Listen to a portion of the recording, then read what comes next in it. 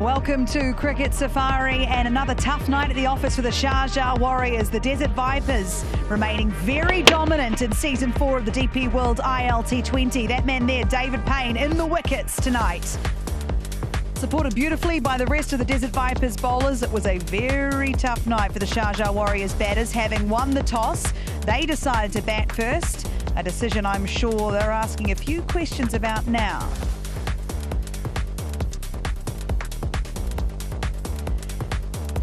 The dominance continues for the Desert Vipers. Sam Curran in the runs again. 37 for him tonight.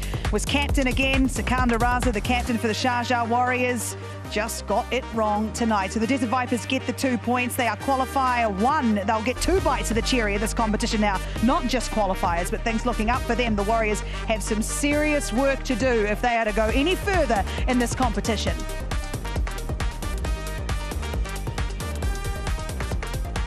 Welcome in. Thank you so much for joining us. David Payne is joining us, Andy Flower, Waka Yunus and myself. And look, congratulations. Another really solid victory for you boys. Give the others a chance, eh? It was just nice to be not as tight as they have been before. We were saying coming into this one, it'd be nice to win one a little bit more comfortably. It got a bit niggly towards the end, but yeah, it was nice to be a little bit more comfortable tonight. It was an interesting decision that we talked about. Courageous, Andy, I think is what we decided to say. Well, interestingly courageous, that they decided to bat first. It did not pay dividends for the Sharjah Warriors tonight. Lot of opportunities missed there. What are they going to say now in that changing room? Well, just listening to Sikandar Raza talk about that decision in the post-match interview, he was obviously trying to justify it, saying that if they'd got a reasonable score on the board, they might have been able to defend it. But it was a tough ask, I thought, for the batsmen. The Vipers have got in my opinion, the best seam attack in the competition, and to back that up, they've got the stats to back that up. I think they've taken 16 wickets in power play, easily the most out of the 6 teams. And they've got some outstanding swing bowlers. We've got a left-arm exponent of that skill right here. Obviously, Sam Curran's the other lefty. Kuzaima's been swinging it round corners all season, hasn't he? And Naseem Shah was playing tonight as well. So that's a powerful seam attack to insert yourselves on. And they paid the price this evening. I think it's fairly obvious to see. It's a tough one, isn't it? It is very tough to sort of what to do against this lot. I mean, they've got really good batting attack also. Don't forget that. They've got such a solid batting lineup that even if you sort of bowl first, they would have put up a really good show.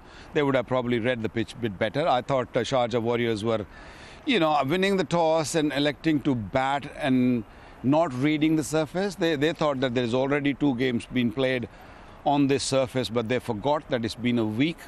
This pitch has been watered, there's been rain around, so there'll be juice in the surface. I don't think they read the pitch very well, and they had to pay for that. They certainly did, and you guys got it all right up front, particularly yourself. You got your 3 wickets for 14. We spoke at the innings break, and you talked about a little assistance in terms of swing early on. Let's have a look at some of your wickets here, and tell us what you felt worked really well, other than the swing tonight. Well, as I said, I still think the swing was the main weapon. Certainly to Johnson Charles here, it was very much trying to stay away from his arc. Such a strong leg side player. Similar with Kola Cadmore as well, both strong leg side players, so it's trying to actually, where I normally swing the ball in, trying to take it away from them to stay away from that arc, and then with Rui just trying to still hit the pitch hard and swing it away from the lefty. So like I say, actually the plans tried to stay relatively simple with hitting the lengths and lines, and just more about then the shape of swing that I was trying to use. You didn't go tempted to sort of bring it back. Normally when you have certain strength, if you have a strength where you bring the ball back into the right hander, and you have to just carry on doing the other job which you probably not comfortable with, you're more comfortable with the ball coming in, and just sort of, didn't you get sort of tempted that, okay, I might have a chance to just knock the stumps out? I did, and I had some helpful fielders make sure that they kind of kept me in check a little bit. I also had Azam Mahmood in my ear a little bit, that the pre-game chat was to keep our plans very simple and not chase those wickets really, and keep our plans simple, and when they're working, stick at them and not change and go chasing the wicket. So yeah, certainly the thought crossed my mind at times to try and go for the golden wicket, swing it back in, but No, I was glad that I didn't, because I think it was the right plan in the end.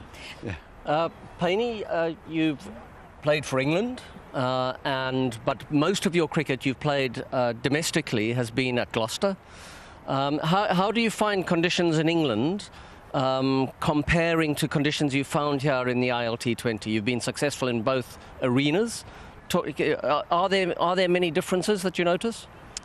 I wouldn't say hugely. I'd say the similarities are in cricket almost. For me, there's two types of pitch. There's a good pitch where I'd probably go to my swing and try and use that up top, and then graft from there with Yorkers and slow balls at the back end, and then a little bit more tired pitches like we saw tonight. And certainly in Bristol, where I play, we get a bit of both. Small ground, you might have a good pitch and need to be on your craft with the swing and the Yorkers, and then if it's a bit tired, then that's where my slow ball game comes in a little bit more. And I find it's quite similar in the ILT, that like you talked about earlier, it's actually very quickly about reading the pitches here, and then I think what we do very well as a bowling unit is the communication between us about what the pitch is like and what it's doing and what's working tonight. And again, it felt like we did that well tonight. And it's a very English weather also. Sorry. No, you're right, Dulce. You go. It's a very it's English weather also, because the weather started changing, isn't it? It has. It did feel very English tonight. We mentioned that before the game, but so hopefully it warms up again soon.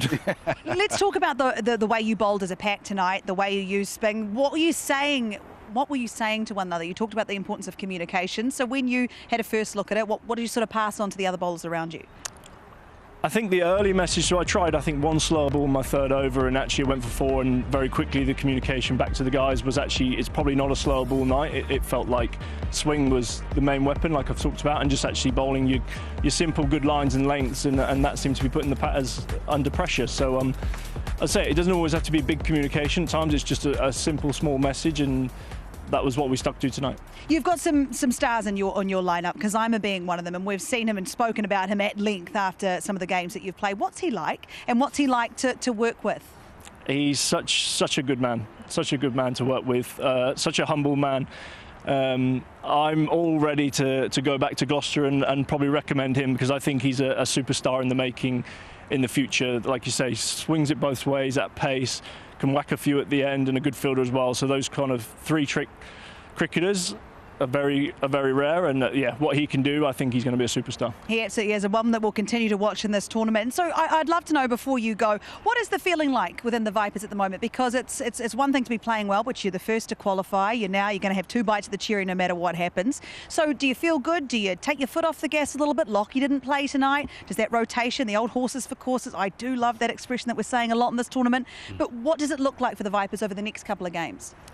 I think as you've touched on, one of our strengths is our bowling pack, and that we are able to rotate our bowlers. I think when we come into the tournament, the coaches are very clear on that we're not all going to play every game, and one of our strengths being that we can rely on the depth of our squad. And it gives those guys the days to be able to just sit back and rest for a game and then come in fresh tomorrow. And I wouldn't be surprised to see if Lockie comes back in tomorrow. We'll see what they go with. Obviously we saw the pitch, so it might be an extra spinner, who knows, but I think the coaching staff can sit back and are quite relaxed, knowing that they can call upon anyone at any time. We've seen Case Ahmed come in for a couple of games, and every time he does, he's always on it. So it's very refreshing having such a good group to just be able to call upon anyone at any time. The Vipers have a great reputation in this tournament of being a very well put together side. You've got Tom Moody in charge, who runs the cutter but does a spectacular job. Are you enjoying your time there? Is it a great franchise to be a part of?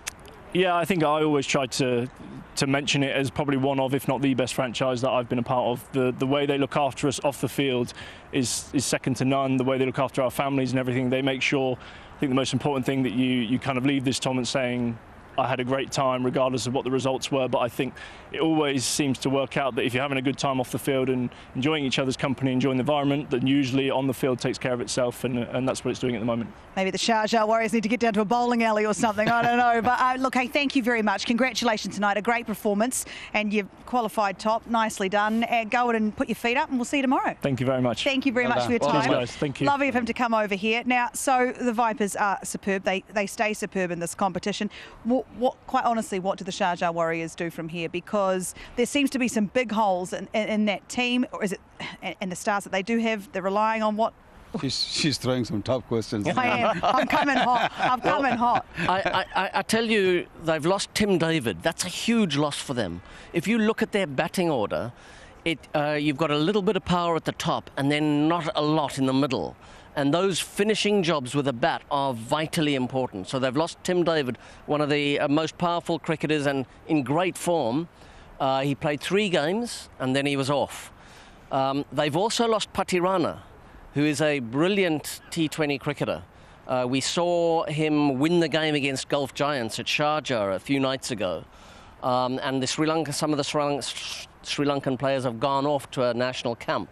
That's a big problem for them. So there's not much light at the end of this tunnel at the moment for them. They are going to have to dig really deep if they want to get anything out of this tournament at all. Sikandar Raza said in the post-match that now you've got to play every game like it's a final and how better to be prepared once they get to the finals for playing finals, which is, I mean, it's a huge statement to make, but can they do it, Waka, from what you can see? Some of the players that they do have, the leader that is Sikandar now, will Tim Southee come back? What would you do if you were in charge? Look, I think it's going to be tough. As Andy said, there is very little spark left in this unit, and it's not only tonight, it was yesterday also. The way they lost yesterday, I think it really shone today also that they didn't really come out of it. I think because games come thick and fast, you have to really forget what happened yesterday. You got to really prepare next game. Don't talk much about the previous game. But I've had the feeling that even at the toss, when Sikandar came, they were still thinking, or they were still under the pressure that they lost badly, can they beat this team, which is top of the table? And when you have this sort of doubt, it is very, very difficult to lift as a skipper, also as a team management also. So I feel the best way to go about things is whatever resources you have, you just got to forget what happened today and yesterday and come back with a fresh mindset like Vipers did. Like Vipers lost the game, they went away, they were lucky that they had 3 days off and came back fresh, and they looked really, really fresh out there. So I feel that's all they can do. They have not much left in the tank, so they got to come out and gun blazing and make sure that they deliver. They're talented side, but unfortunately, they're just going down and down. Yeah, something's not gelling. And interesting. So David Payne here was telling us how the bowling plans were simple. They kept it simple. And sometimes maybe when things feel a bit complicated and you're trying to overcomplicate it by sort of doubling down and doubling back at the toss and not doing sort of what everyone has done before you, sometimes those stats don't lie. At the top, Sharjah Warriors, is there something to be said for maybe keeping it slightly more simple and not overcomplicate it for themselves? Well, I thought they complicated the toss decision this evening, I must say. But they've got a very calm and he's a young coach, but he's got some reasonable experience, obviously a lot of playing experience in JP Duminy. So if he can have an effect on his side, it would be to bring some calmness and some clarity to the side. You can do that with steady selection. You can do that with clarifying your tactics. And one thing that's absolutely certain, Sikandar Raza, the captain, will not give up. He's a fighter. So if JP Duminy can work closely with him, they can get that dressing room feeling as positive and aggressive as possible leading into their next match. So they had the game last night. Tuscanama got 3 wickets. Tonight it was 2 wickets. If we were looking for some positives for the Sharjah Warriors, is he it? I mean, what we saw today, we can't really talk much about their batting. I think Taskin Ahmed was probably the shining light, you can say, in that he bowled with some venom and swung the ball also. So that's a really positive sign. Beautiful delivery there when he got Hassan Nawaz. And he was pumped up, and this was the probably stage when we thought, okay, maybe 1 more or 2 more wickets here, things can change. But runs were never enough. So he's definitely going to play part. I think Taskin Ahmed and then Adil Rashid. I think he's another one who if they had maybe 30-40 more runs, things would have been different. But the positives are only Taskin and probably Adil Rashid. All right, well, Waka, it's your turn tonight to go and start the car. All right. Heat up the jug. I'll do that. I'd love a cuppa. That'd be fabulous. We're going to take a short break. Andy, you've got to stay with me. Sorry about that. We've got a new guest. When we come back from the break, we'll talk about what is coming up for you tomorrow on the DP World ILT20. Don't go anywhere.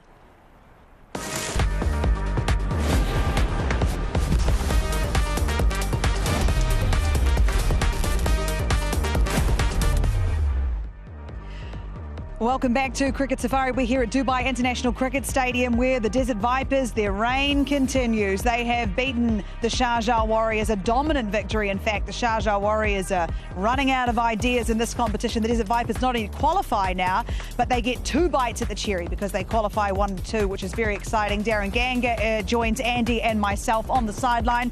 Darren Ganga, that is a lovely way to start and continue a tournament, to stay that dominant. The Desert Vipers, how is it just, you feel like, could this be the year? Yeah, it could possibly be, because we had that concern after they won 5 in a row, whether or not they'll run out of steam. After that loss against Abu Dhabi Knight Riders, their performance tonight just reconfirms the quality of the stock in that side.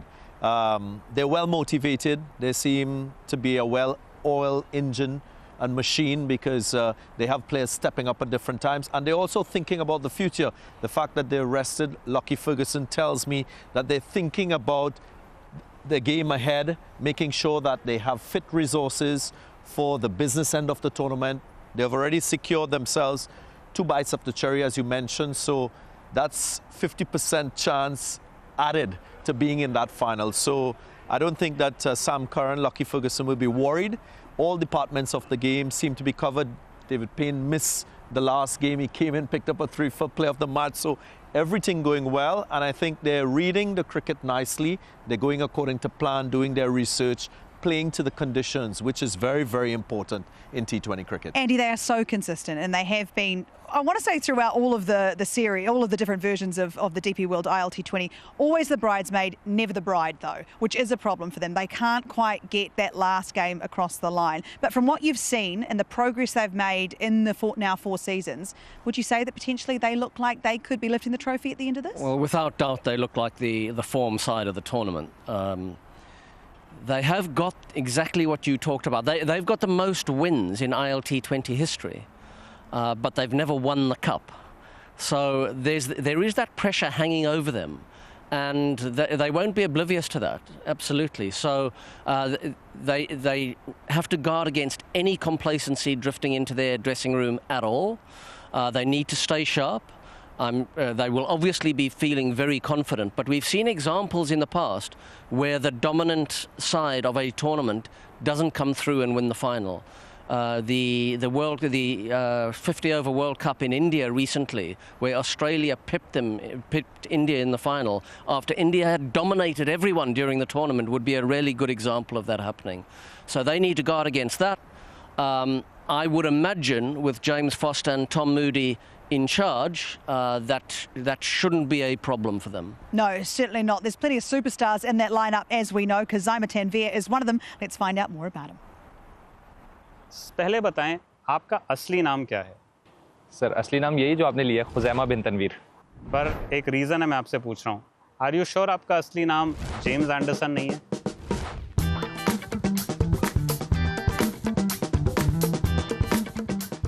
देखें, वो तो मेरे ideal हैं, उनसे तो बिल्कुल भी नहीं मिला सकते, क्योंकि मैं तो बस उनके करीब भी नहीं हूँ, बट मुझे वो बहुत पसंद है, जेम्स एंडरसन। जैसे कि टॉप के बैट्समैन, उनको पहले एक जगह से पक्का करते रहेंगे, अचानक से वहीं से एक इन स्विंग या वहीं से एक सीधी बॉल, जिस पे या तो फिर बोल्ड के चांसेस होते हैं या स्लिप के चांसेस होते हैं, एक ही जगह पे 18, 19, 20 बॉलें फेंकना, 36, 40 बॉलें फेंकना, ये आसान नहीं होता। बीइंग अ फास्ट बॉलर, मैं भी फास्ट बॉलर हूँ, मैं नहीं फेंक सकता, तो ये चीज़ मुझे उनकी बहुत एडमायर करती है।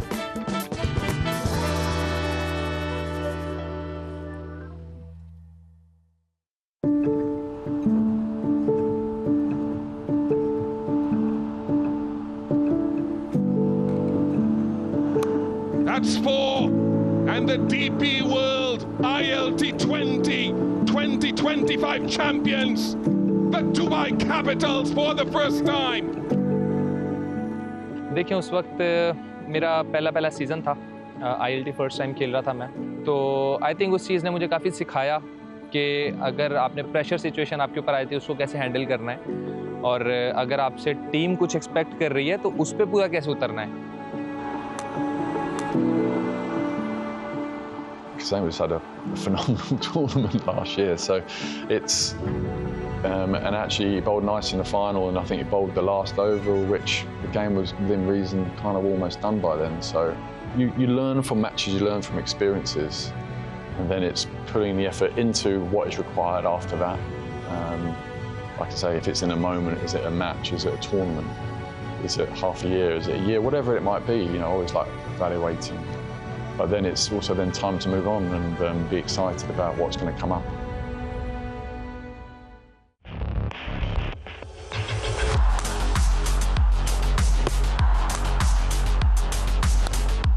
देखिए, इस लेवल पे अगर मेरे कोचेज़ और अगर मेरा कप्तान मुझसे ये एक्सपेक्ट करता है और इतना ट्रस्ट करता है, तो मेरे लिए ये चीज़ काफ़ी है एक ग्राउंड में परफॉर्म करने के लिए कि वो मेरे ऊपर अपना पूरा ट्रस्ट करते हैं। नए बॉल से बॉल दे देते हैं, पुराने बॉल से भी ट्रस्ट करते हैं, डेथ ओवर्स में भी ट्रस्ट करते हैं। ये आई थिंक मेरे लिए फेयर इनफ है कि मैं किसी भी सिचुएशन में परफॉर्म कर सकूँ ग्राउंड में।